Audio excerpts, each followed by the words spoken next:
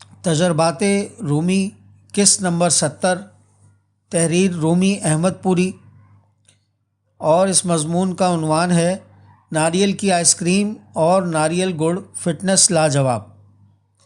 قارئین السلام علیکم۔ دنیا کے چند ممالک ایسے ہیں جو سونے جیسی نعمت سے مالا مال ہیں اور اس سے خوب نفع حاصل کر رہے ہیں۔ ان میں Sri Lanka, Indonesia, Thailand, Vietnam کے نام سر فہرست ہیں۔ یہ ممالک ناریل جیسے پھل سے بھرے ہوئے ہیں۔ انسانیت ناریل سے دور ہو گئی ہے کیونکہ ناریل کی افادیت سمجھ نہ پائی۔ گزشتہ مہینے میں تھائی لینڈ کے دورے پر تھا۔ وہاں ناریل کے درخت بے تحاشا دیکھے۔ وہاں کے باشندے اس کا پانی شوق سے پیتے اور ملائی کھاتے ہیں۔ بینکاک شہر میں ناریل کا پانی خاصا مہنگا ہے۔ شہر سے 100 کلومیٹر کے فاصلے پر جانا ہوا۔ وہاں پانی بہت سستا ہے۔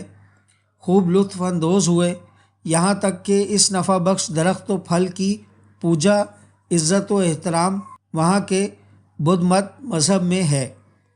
ناریل کا پانی فوری طاقت اور بستر سے لگے ہوئے انسان کو اچانک اٹھا کر صحت یابی میں مدد دیتا ہے۔ ناریل کا پانی اور زیتون کا تیل مکس کر کے ہفتے میں 1 مرتبہ بالوں میں لگائیں، 3 گھنٹے لگا رہنے دیں، پھر سر دھوئیں۔ نتیجہ جلد آپ کے آنکھوں کے سامنے ہوگا۔ غذا کی نانی، بال ملائم، جڑیں مضبوط اور چمکتی ہوئی نظر آئیں گی۔ تھائی لینڈ میں ناریل سے محبت کا یہ عالم تھا کہ تھائی ایئر ویز کے جہاز میں ناریل کا بنا ہوا میٹھا کھانا تھا، اور بینکاک میں ناریل سے بنی ہوئی آئس کریم جو کہ نہایت لذیذ، جس کا ذائقہ میں ابھی بھی محسوس کر رہا ہوں۔ ہمیں صرف ناریل کے تیل کا معلوم ہے، جبکہ وہ ناریل کے سرکہ، ناریل کی کریمیں اور ناریل کے گڑ سے بھی مالا مال ہیں۔ وہاں کے باشندوں نے ناریل کو غذا کی نانی تصور کیا ہوا ہے، جس کی وجہ سے وہاں کے لوگوں کی عمریں طویل۔